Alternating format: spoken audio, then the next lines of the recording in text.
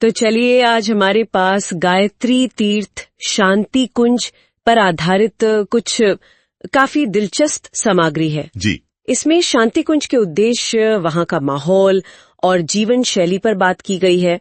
एक चीज जो मुझे शुरू में ही ध्यान खींचती है वो ये कि अनुयायी खुद को पूज्य गुरु सत्ता का सिर्फ साधक नहीं बल्कि अंग अवयव मानते हैं। हाँ, जैसे राम के रीछ वानर थे या कृष्ण के ग्वालवाल। बिल्कुल एक गहरा जुड़ाव। और सामग्री में गुरु सत्ता का एक उदाहरण भी है जो काफी सोचने पर मजबूर करता है।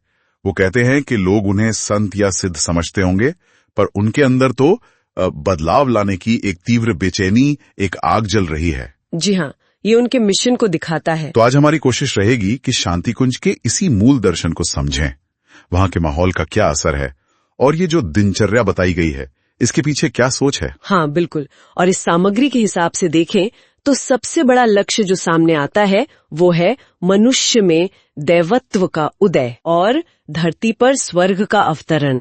काफी ऊंचा आदर्श है ये तो। बहुत ऊंचा, और इसे पाने के लिए फिर व्यक्ति, परिवार, समाज तीनों स्तर पर निर्माण की बात है। स्वस्थ शरीर, स्वच्छ मन और एक सभ्य समाज, इस पे जोर दिया गया है। और साथ ही दो बहुत ही महत्वपूर्ण भावनाएं हैं, आत्मवत सर्वभूतेषु, यानी सबको अपने जैसा समझना। हाँ, सभी प्राणियों में खुद को देखना, वो सहानुभूति। और दूसरा वसुधैव कुटुंबकम, पूरी धरती एक परिवार। जी, पूरी पृथ्वी को एक कुटुंब मानना। फिर अनुयायियों को प्रेरित किया जाता है कि वो गुरु सत्ता के जीवन से सीखें, उनके साहित्य से सीखें। अच्छा, कहा गया है कि लक्ष्य पर नजर रखना और उनके विचारों के प्रति जागरूक रहना, बस यही सच्ची शिष्यता है। और मंत्र बहुत सरल है, प्यार प्यार प्यार प्यार। हाँ, बस प्यार। और उपासना क्या है? आत्मीयता, ममता, स्नेह, श्रद्धा, इन भावनाओं को बढ़ाना। और वो नारा भी बहुत चलता है वहाँ, हम बदलेंगे युग बदलेगा, हम सुधरेंगे युग सुधरेगा। हाँ, ये सुना है जी। ये उनकी कार्य प्रणाली का एक अहम हिस्सा है। बदलाव खुद से शुरू होता है। दिलचस्प है कि कैसे इतने ऊंचे आदर्शों को रोजमर्रा की भावनाओं और सरल नारों से जोड़ा है। अच्छा, यहाँ शांति कुंज के माहौल का, वहाँ के वातावरण का भी खास जिक्र है। हाँ बिल्कुल। बताया गया है कि ये जगह हरिद्वार में है, गंगा किनारे, हिमालय की छांव में, और इसे सप्त ऋषियों की और खासकर ऋषि विश्वामित्र की तपोभूमि मानते हैं। जी बिल्कुल, ये पौराणिक और आध्यात्मिक रूप से बहुत महत्वपूर्ण स्थल माना जाता है। और ये भी लिखा है कि वहाँ एक अखंड दीप, हमेशा जलता रहता है, लगातार जप और यज्ञ होते हैं। हाँ, ये बहुत महत्वपूर्ण है। सामग्री कहती है कि करोड़ों, शायद अरबों बार गायत्री मंत्र का जाप और यज्ञ की आहुतियां वहां हो चुकी हैं। करोड़ों अरबों बार? जी हाँ। इससे माना जाता है कि वो जगह एक विशेष आध्यात्मिक ऊर्जा, एक प्राण से भर गई है। सामग्री तो यहां तक दावा करती है कि पृथ्वी पर ऐसी दिव्य साधना स्थली शायद और कहीं है ही नहीं। ओह! और देखिए, इस खास माहौल का असर सिर्फ महसूस करने वाली बात नहीं है, ये वहां की जो अनुशासित दिनचर्या है उसमें साफ झलकता है। हाँ, उस दिनचर्या का भी वर्णन है। क्या कुछ शामिल है उसमें? वो काफी गहन रूटीन है। सुबह जल्दी उठना, आत्मबोध और कृतज्ञता के भाव के साथ, फिर प्रार्थना, अपने इष्ट का ध्यान, फिर स्वच्छता, तन, मन और घर की भी। घर की भी? अच्छा जी। फिर आरती, प्राणायाम जिसे कहते हैं, दिव्य ऊर्जा को ग्रहण करना, फिर ध्यान, खुद को पहचानने के लिए, और पंचकोश जागरण के लिए। पंचकोश जागरण यानी वो अस्तित्व के 5 स्तर? हाँ बिल्कुल, अपने अस्तित्व की 5 परतों को सक्रिय करना। फिर यज्ञ है, सामूहिक सद्भाव के लिए। जप है, मंत्र के गहरे अर्थ, उसके तत्व दर्शन को समझने के लिए। फिर स्वाध्याय यानी अच्छी किताबें पढ़ना, महापुरुषों का संग। हाँ, और आत्मनिरीक्षण भी। फिर सत्संग है, श्रमदान है, अहंकार को छोड़कर सेवा करना। नाद योग है, अंदर की ध्वनि पर ध्यान लगाना। नाद योग जैसे ओंकार ध्वनि? जी बिल्कुल, अंतर्मुखी होने के लिए। और दिन का अंत होता है रात्रि प्रार्थना से, जिसमें दिन भर का विश्लेषण और क्षमा याचना शामिल है।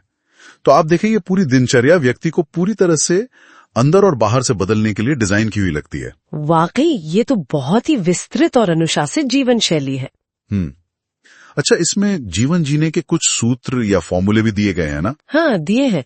जैसे 4 स्तंभ बताए हैं: साधना, स्वाध्याय, संयम, सेवा। और एक और सेट भी है शायद, समझदारी। हाँ, समझदारी, ईमानदारी, जिम्मेदारी और बहादुरी। फिर 3 आधार भी हैं: उपासना, साधना, आराधना, या फिर ज्ञान योग, कर्म योग, भक्ति योग। बिल्कुल। और 3 चीजें हैं जिन्हें त्याज्य बताया गया है, लोभ, मोह, अहंकार। तो एक तरह से जीवन को सही दिशा देने के लिए पूरा ढांचा, एक फ्रेमवर्क दिया गया है। और सीखने की जो प्रक्रिया है उस पर भी जोर है। सिर्फ जानना काफी नहीं है, जानना, मानना और फिर अभ्यास करना। हाँ, जानना, फिर उसे दिल से मानना और फिर लगातार अभ्यास करके उसे अपने संस्कार का हिस्सा बना लेना।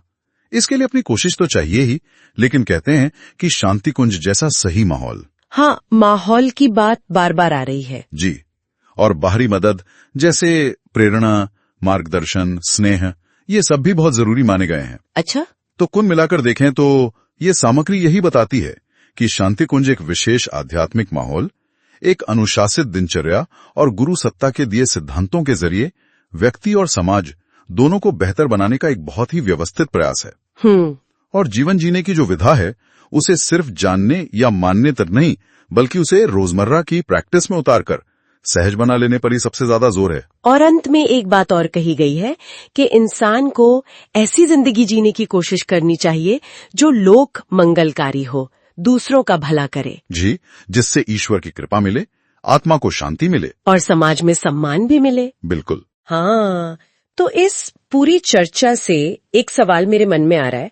इस सामग्री में जीवन को दिशा देने के लिए कई सूत्र दिए गए हैं, कई फ्रेमवर्क्स, जैसे वो 4 स्तंभ या 3 आधार।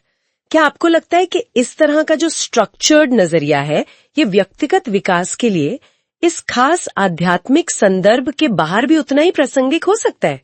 ये सोचने वाली बात है। हाँ, ये एक बहुत अच्छा सवाल है। क्या ये सिद्धांत यूनिवर्सल है? इस पर विचार किया जा सकता है।